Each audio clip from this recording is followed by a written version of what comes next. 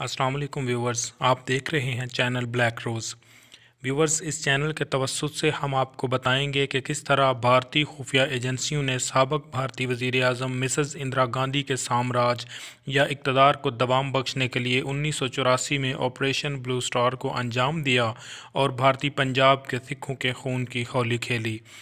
Viewers, अगर आपने अभी तक हमारे चैनल को सब्सक्राइब नहीं किया तो चैनल ब्लैक रोज़ को सब्सक्राइब करें और बेल आइकन को प्रेस करें ताकि हमारी लेटेस्ट वीडियोस आप तक पहुंच सकें। तो चलिए फ्रेंड्स, शुरू करते हैं हमारी आज की episode operation blue star. Security वालों ने यूनिवर्सिटी एवेन्यू को घेरे में लिए रखा। हर आने वाले को मेटल डिटेक्टर से चेक करने के बाद ही अंदर दाखिल होने की इजाज़त मिलती थी। 19 मई को जब हैगलॉक ने मुकदमे के फैसले का ऐलान करना था तो वो अदालत में बुलेट प्रूफ जैकेट पहनकर आया। इसी पर ही बस नहीं, 20 मुसल्लह पुलिस वाले अदालत के कमरे में मौजूद थे। उन्होंने 1 साल पहले उस गोडी हॉल में होने वाले खूनी ड्रामे को जहन में रखते हुए किसी भी मुमकिना आफत का सामना करने के लिए कितनी मर्तबा पहले रिहर्सल कर रखी थी। हादसा ये गुजरा कि पहले तो कनेडियन सिक्योरिटी ने सिखों से आंखें ही बंद किए रखीं और अब अचानक उनका घेराव कर लिया। इस सूरत हाल ने सिखों को मुश्ताइल कर दिया।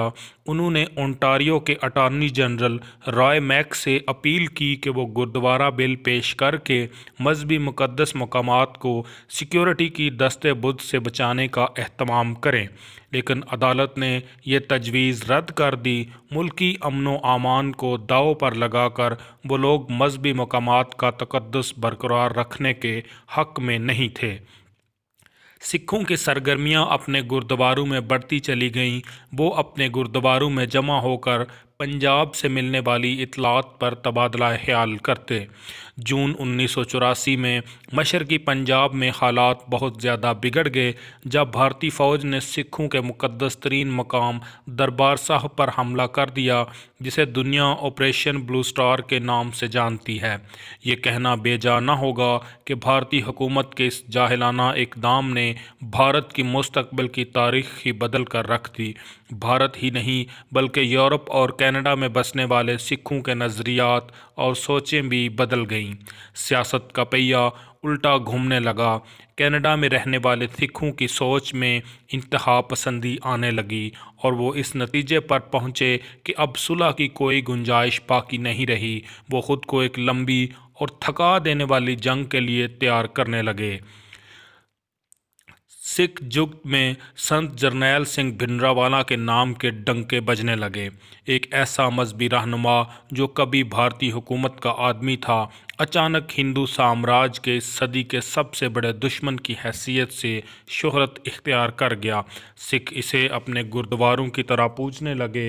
भारतीयों ने कभी सोचा भी नहीं होगा कि जिस शख्स को अपने मखसूस मफादात के तहत वो सियासी मैदान में आगे बढ़ा रहे हैं, वो उनके लिए ना ख़त्म होने वाली मुश्किलात का पहाड़ खड़ा कर देगा।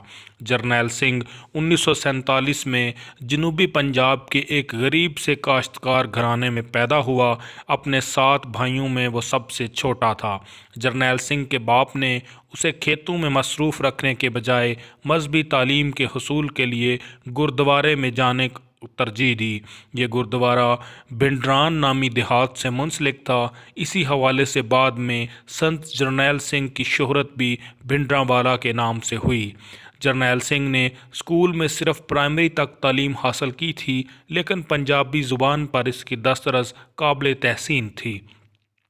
प्राइमरी के बाद उसे टकसाल, जो सिखों की मजहबी तालीमात का सबसे बड़ा मरकज़ है, में दाखिल करवा दिया गया। दमदमी टकसाल अमृतसर शहर से 60 किलोमीटर के फासले पर है। टकसाल में संत करतार सिंह ने जरनैल की मजहबी तरबियत शुरू की। पंजाब में संत चले फिरते मजहबी स्कूल का नाम है।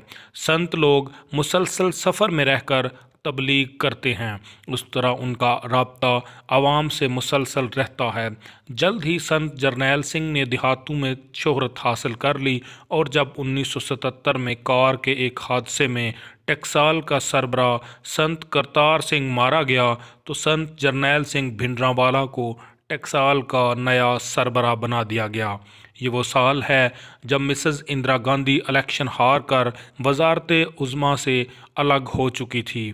इस शिकस्त की जिम्मेदारी कांग्रेस ने इंदिरा गांधी के लाडले सपूत संजय गांधी पर डाली थी, जिसके ज़ालिमाना इक़दामात के बायस एमरजेंसी नाफद की गई और जो बाद में फिर फ़ज़ाई हादसे का शिकार होकर अपने अंजाम को पहुंच गया। इन दिनों संजय गांधी अपोजिशन में दरारें डालने के लिए अपोजिशन की लीडरशिप के कुछ लोगों को अपने साथ मिलाने की मुहिम शुरू कर चुका था। ज्ञानी ज़ैल सिंह ने, जो बाद में भारत का सदर बना, संजय गांधी से कहा कि अगर वो पंजाब से भिंडरांवाला के अपने साथ मिला ले तो उसका काम बहुत आसान हो सकता है। भिंडरांवाला कोई सियासी आदमी नहीं था, लेकिन मजहबी लिहाज से वो पंजाब की सबसे मजबूत और ताकतवर शख्सियत बन चुका था। वो बुनियाद परस्त सिख की हैसियत से अपनी बरादरी में तेज़ी से जगह बना रहा था। उसने सिखों को अपने धर्म पर सख्ती से कारबंद रहने की तलकीन की और गांव-गांव जाकर अमृत संचार करने लगा। उसने सिखों से कहा कि वो शराब और सिगरेट छोड़ दें, बाल कटवाने बंद करें और अपनी मजहबी तालीमात पर सख्ती से कारबंद हो जाएं। सिर्फ यही एक सूरत है जो उनके मजहबी तशख़्ख़ुस को बरकरार रखेगी और वो मुनहसल कौम ज़िंदा रह सकेंगे। बसूरत दीगर दुनिया से उनके मज़हब का नामो निशान मिट जाएगा। संजय गांधी ने जल्द ही जर्नैल सिंह से ताल्लुकात इस्तवार कर लिए। अब भिंडरांवाला अकालीशिप के लिए ख़तरे की घंटी बनने लगा। 1980 में जब कांग्रेस ने दोबारा इक़्तिदार हासिल कर लिया तो भिंडरांवाला आज़ाद हैसियत में अपने आप को मनवा चुका था। कांग्रेस के बरसरे इक़्तिदार आने पर उसे जेल से रिहाई भी मिल गई। संत पर निरंकारी सिखों के कत्ल का इल्ज़ाम था। ये निरंकारी सिख चौक मेहता में मारे गए थे और पुलिस ने इस कत्ले आम की जिम्मेदारी संत जरनैल सिंह पर आयद करते हुए कहा था कि इसके हुक्म से उसके पैरोकारों ने निरंकारियों पर हमला किया था। संत जी को जेल से रिहा करवाने का सेहरा ज्ञानी ज़ैल सिंह के सर जाता है। रिहाई के बाद एक मरतबा फिर संत को गिरफ्तार कर लिया गया। इस मरतबा उस पर एक हिंदू अखबार के एडिटर के कत्ल का इल्ज़ाम लगाया गया था। इसी गिरफ्तारी ने सिखों को मुश्तइल कर दिया। संत की हिमायत में मुजाहिरों का ना ख़त्म होने वाला सिलसिला शुरू हो गया। इस मरतबा फिर ज्ञानी ज़ैल सिंह आड़े आया और संत जरनैल सिंह को दोबारा जेल से रिहाई मिल गई। संत भिंडरांवाला कभी कांग्रेस का मेंबर नहीं रहा। कांग्रेस ने दरपर्दा उसकी हिमायत में कभी कोताही नहीं की और हमेशा उसके मिशन को आगे बढ़ाने में उसकी रहनुमाई करते रहे, उसकी सरगर्मियों को तहफ़्फ़ुज़ देते रहे। इसी तरह कांग्रेस के ख्याल में संत जरनैल सिंह ने एक ऐसी आग सुलगा दी थी जिसमें अकाली सियासत भस्म होकर रह जाती। इस बात का तो कभी कांग्रेस को गुमान भी नहीं था कि जो आग उन्होंने पंजाब में भड़काई है वो कांग्रेस के दामन को ही जलाकर राख कर देगी। भिंडरांवाला कांग्रेस के साथ दांव खेल रहा था, इसका कांग्रेस को एहसास ही ना हो सका और जब उन्हें इस चीज़ का इल्म हुआ तो पानी सर से गुज़र चुका था। कांग्रेस पंजाब में बरसरे इक़्तिदार आए तो उन्होंने ख्वाहिश ज़ाहिर की कि अब ये खेल ख़त्म किया जाए, लेकिन संत जरनैल सिंह ने इसके बरक्स कांग्रेस सरकार से पंजाब को ज़्यादा सूबाई आज़ादी देने का मुतालबा दाग दिया। इस तरह उसने एक ही झटके में पंजाब में कांग्रेस और अकाली दल को ऊंधे मुँह गिरा दिया।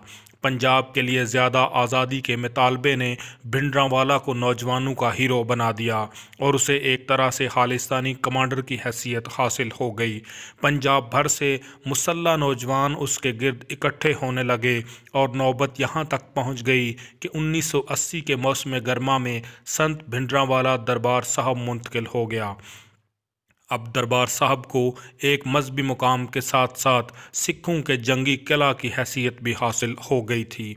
400 जदीद हथियारों से लैस तरबियत याफ्ता नौजवान उसके पास मौजूद थे, जिनकी तादाद में आए रोज़ इजाफ़ा हो रहा था।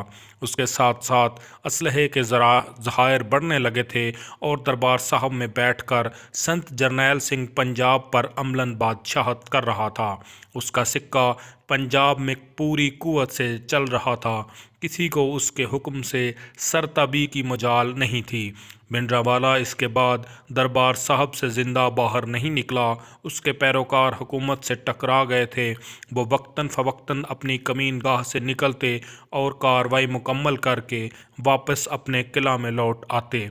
कांग्रेस की सुलगाई हुई चिंगारी जंगल की आग की तरह फैलने लगी और वक्त आ गया जब संत जरनैल सिंह की कार्रवाइयों से ज़िच होकर भारतीय वज़ीर आज़म मिसेज़ इंदिरा गांधी ने अपनी सियासी ज़िंदगी का सबसे ज़्यादा मुतनाज़े और तबाहकुन फ़ैसला कर लिया। यही फ़ैसला बाद में उनकी मौत का सबब भी बना।